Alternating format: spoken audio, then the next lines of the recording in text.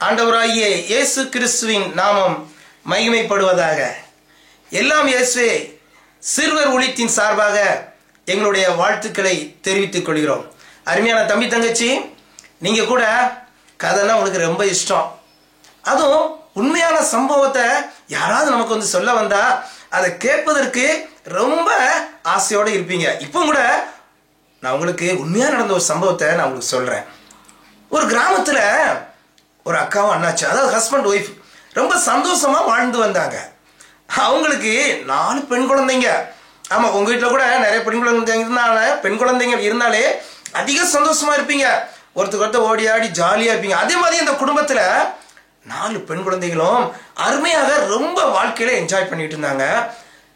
அதுல ஒன்று ரொம்ப முக்கியமான விஷயம் என்ன தெரியுமா குட்டீஸ்? அந்த குடும்பம் ஏசப்பாவை அறிந்த குடும்பம். அவங்க அம்மாவும் அப்பாவும் அந்த குழந்தைகளை சிறு வயதில் இருந்து ஏசப்பாவுடைய அன்போட அந்த காரியங்கள்லாம் அநேக அவங்களுக்கு போதிக்கப்பட்டு அதன்படி நடந்து வந்தாங்க. இந்த 4 பெண் குழந்தைகளுமே நன்றாக படிக்கக்கூடியவங்க. ஆமா, நீ கூட நல்லா படிப்பில்ல. இந்த பிள்ளைங்க 4 பேருமே நல்லா படிச்சு பெரிய டாக்டரா வரணும், இன்ஜினியரா வரணும், இப்படி ஒரு எதிர்கால வாழ்க்கையோடு அவங்க பெரிய ஒரு எதிர்பார்ப்போடு அவங்க நல்லா படிச்சுட்டு இருந்தாங்க.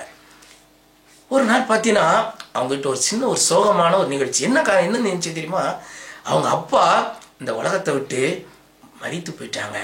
அவங்க எல்லாரையும் தவிக்க விட்டுட்டு போயிட்டாங்க. ஆனா அந்த தாயானவங்க என்ன செஞ்சாங்க தெரியுமா? தினமும் காலையில அந்த பிள்ளைகளுக்காக ஜெபிப்பாங்க.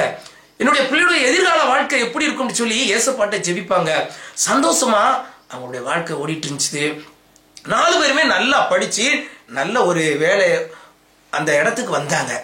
ஒரு நாள் தன்னுடைய மூத்த மகளை பார்த்து சொன்னாங்க, அம்மா நீ வந்து வட இந்தியாவில் போய் ஏசப்பாவுக்காக நீ ஊழியம் செய்யணும்னு சொல்லி நான் ஆசைப்படுறேன், நீ என்ன சொல்ற அப்படின்னாங்க. அம்மா உங்களுடைய பேச்சை நான் ஒரு நாளும் தட்ட மாட்டேன், அதனால அந்த வட இந்தியாவுக்கு நான் ஊழியத்துக்கு போறேன் அப்படின்னாங்க. உடனே அதுக்குள்ள ஆயத்தப்படுத்துறாங்க.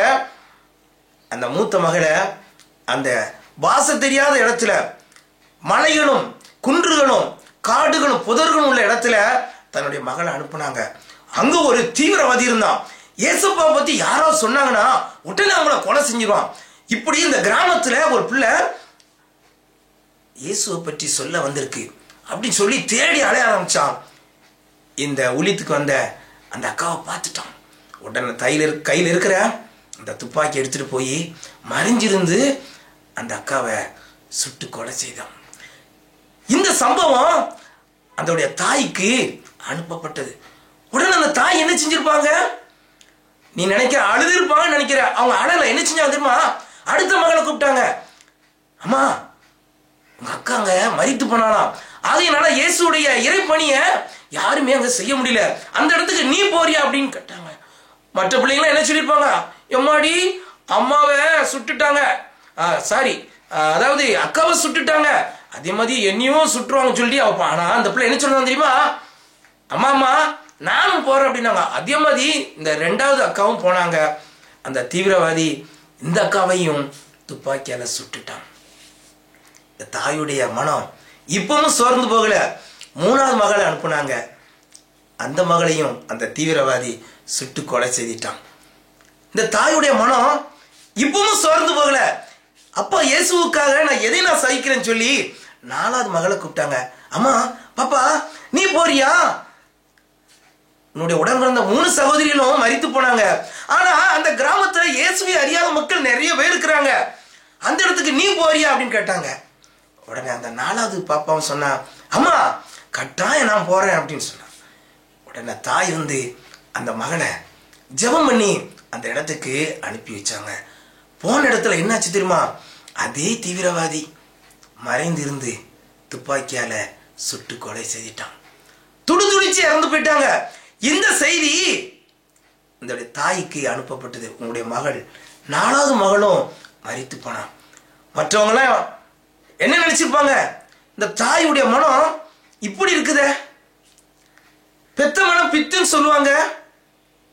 ஆனா அந்த தாயுடைய மனம் இவ்வளவு கல்லா வச்சுட்டு 4 பிள்ளைகளையும் பலி கொடுத்துட்டாங்க சொல்லி எல்லாரும் கொஞ்சம் வருத்தத்தோட தான் பார்த்தாங்க. அப்ப சொன்னாங்க, என்னுடைய 4 பிள்ளைகளும் மரித்து போனதை பற்றி நான் கவலைப்படலை. எனக்கு இப்போ பெரிய கவலை. என்ன கவலை தெரியுமா? எனக்கு 4வது ஒரு பெண் குழந்தை இருந்துச்சுன்னா அந்த இடத்துக்கு அனுப்பி வச்சிருப்பேனே. எனக்கு ஒரு 5வது எனக்கு ஒரு பெண் குழந்தை இருந்துச்சுன்னா நான் அனுப்பி வச்சிருப்பேனே.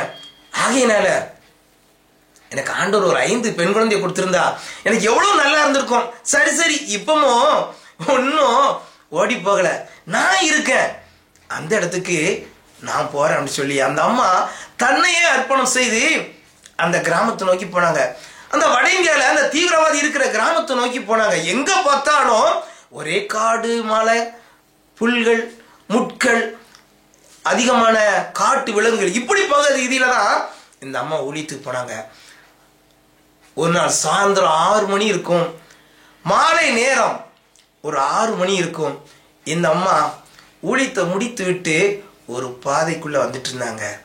திடீர்னு ஒரு சத்தம் கிடைச்சுது. அம்மா அப்படின்னு ஒரு சத்தம் கிடைச்சுது. இவங்களுக்கு ஒண்ணுமே ஓடல. யாரோ மரித்து போயிட்டாங்களுக்கு எதையோ செய்தி சொல்ல வராங்களோ அப்படின்னு நினைச்சிட்டு திடுக்கிட்டு அங்கிட்டும் பார்த்தாங்க. ஒரு வாலிப தம்பி வேகமா ஓடி வந்து அந்த அம்மாவுடைய காலை பற்றி பிடித்து கொண்டா. அம்மா, உங்களுடைய 4 பிள்ளைகளையும் துப்பாக்கியால சுட்ட பாவி நான் தான். அம்மா, என்னை மன்னிச்சிருங்க அம்மா. இந்த தாய் சொன்னாங்க, அருமையான தம்பி, உன்னுடைய உள்ளத்துல நீ ஏசப்பாவுக்கு இடம் கொடு.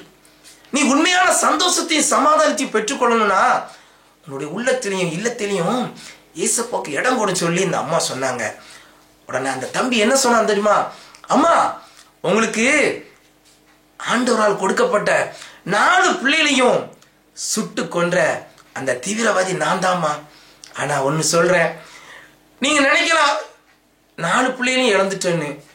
அம்மா, அதை பத்தி நீங்க கவலையே பட வேண்டாம். உங்க வீட்டுல நான் அது ஒரு 5வது பிள்ளையாக என்னை ஏற்றுக்கொள்ளுங்க. இங்க இருக்கிற எல்லா பகுதிகளிலும் நீங்களும் நானும் சேர்ந்து ஆண்டவருடைய பணியை செய்வோம் சொல்லி அந்த அம்மா பாதத்தில் விழுந்து கதறி சொன்னான். அருமையான தம்பி தங்கச்சி, இந்த சம்பவம் எதை காட்டுது அப்படின்னா, உண்மையான சம்பவம். 2000 ஆண்டுகளுக்கு முன்பாக ஆண்டவராய் இயேசு கிறிஸ்து கூட உனக்காக எனக்காக இந்த உலகத்துல அவருடைய நாமம் அதிக இடங்களுக்கு போகணும்னு சொல்லி உன்னுடைய உள்ளத்திலையும் இல்லத்திலையும் அவருக்கு இடம் கொடுக்கணும். அவருடைய ரத்தம் 2000 ஆண்டுகளுக்கு முன்பாக சிந்தப்பட்டது. அவருடைய ரத்தம் இன்னும் அநேக மிஷினரிகளை எழுப்பி கொண்டிருக்கிறது. இதை பார்த்துக்கிட்ட அருமையான தம்பி தங்கச்சி, நீயும் கூட உன்னுடைய வேலையின் மத்தியில இறைவனுக்காக உன்னை அர்ப்பணம் செய்வாயா? அந்த ஆண்டவராய் இயேசு கிறிஸ்துவுக்கு உன்னுடைய வாழ்க்கையிலையும் உன்னுடைய உள்ளத்திலையும் இல்லத்திலையும் இடம் கொடு. ஆண்டவராய் இயேசு கிறிஸ்து உன்னை ஆசீர்வதிப்பார். God bless you.